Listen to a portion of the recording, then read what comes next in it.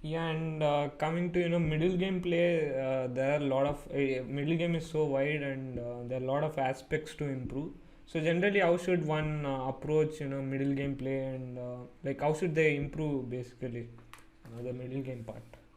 I guess the most common, well-known answer I think is classics. Yeah, so we study master games and classics and world champions, and I would say this is probably the age-old recommendation, and that doesn't change in my opinion. I think this is very old school, but it's very good.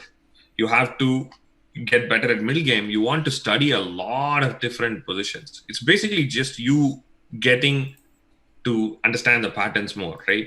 So you would get really good at a certain pawn structure if you have studied maybe hundreds of games in that pawn structure. As simple as that, right?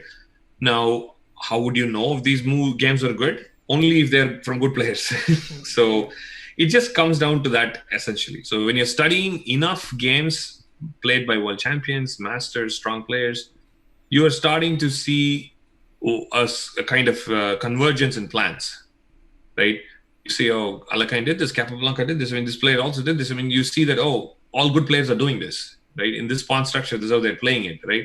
And you might not consciously remember that, but that's how you're kind of getting better, right? So planning and strategy has to be, in some sense, by studying mastery games and classics, and that's the only way. It's basically patterns, right? You're recognizing these patterns and plans, and the more and more you study, because there are lots of those things in middle game, and it's just not easy to.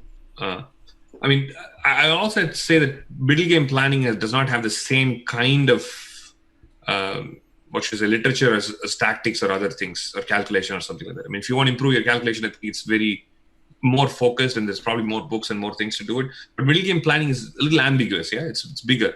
There are Yeah. lots of books and other things that give you some structure to it, but not there's no one answer. So yeah, that's why I would say, yeah, classics are a great way to improve your middle game.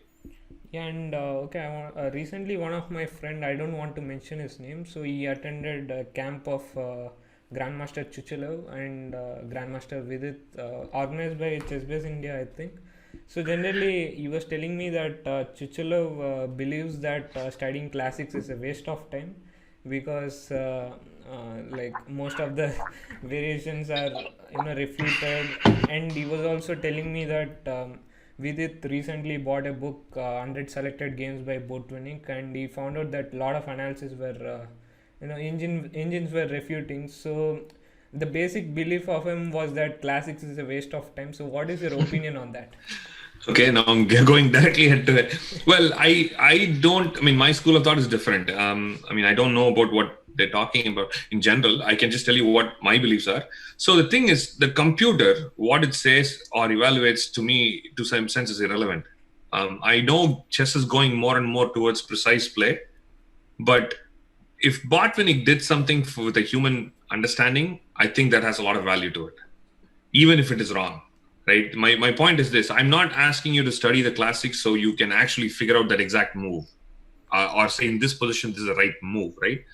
What you're learning is that in a certain position there are certain plans. You have to step down a little bit further, right? Now, let's say I am someone who's new to a certain pawn structure. I don't know what to do in this pawn structure, right? Yeah, How would I know what kind of play is good in this pawn structure? I might not want to know the exact moves, because when I go to my game, I'm not going to remember the exact move, right? yeah, I really true. don't care what the exact move was played in that position. I don't care about that. What I do care is, in this structure, I want to put my pieces here. In this structure, I don't want to trade queens. In this structure, I want to keep this light square bishop, right? This kind of information is what is going to help you make better decisions in middle game plan. Now, for calculation, they might be right? Because if I'm going to look at that particular position and I'm going to take Botvinnik's move as a right move, then I'm actually making a mistake, right? Because I'm trying to calculate, I'm looking at a move that was actually flawed, and I'm thinking that's the best move. Now that is misleading, and that's what maybe they're talking about.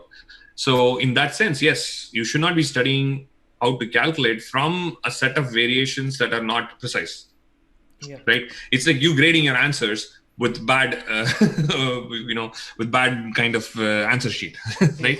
So you might find out that you might think that you did something wrong, whereas you might have done it right. because the whole thing is not interpreted correctly. So yeah, I want to distinguish that, right? Because if you're trying to understand planning and the structure and themes and stuff like that, I think classics are great, because you really don't care about did they play 100% right. I mean, I really don't care, right? In that position, he came up with this plan, which seems reasonable, right?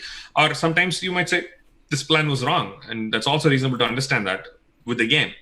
And it's also human nature, right? We go to a board, we sit down, and we play like humans. We're not going to play like computers, right? If I play like Botvinnik, I'll be very happy with his flaws. So that's the kind of separation I'll put. And again, every coach, when they're talking about something, they have a very specific thing in mind, right? Sometimes it's misunderstood. Like I said, it could be that there are some things that you're trying to do right now, for that studying classics is irrelevant. But if there is something that you're actually trying to do, that might make more sense. And my school of thought in general is that there are no set rules.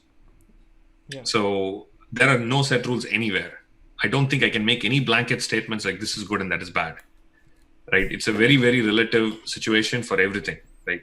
So something that you call bad might be very, very useful somewhere. Something that you call really good, I can find places where it's extremely harmful to you.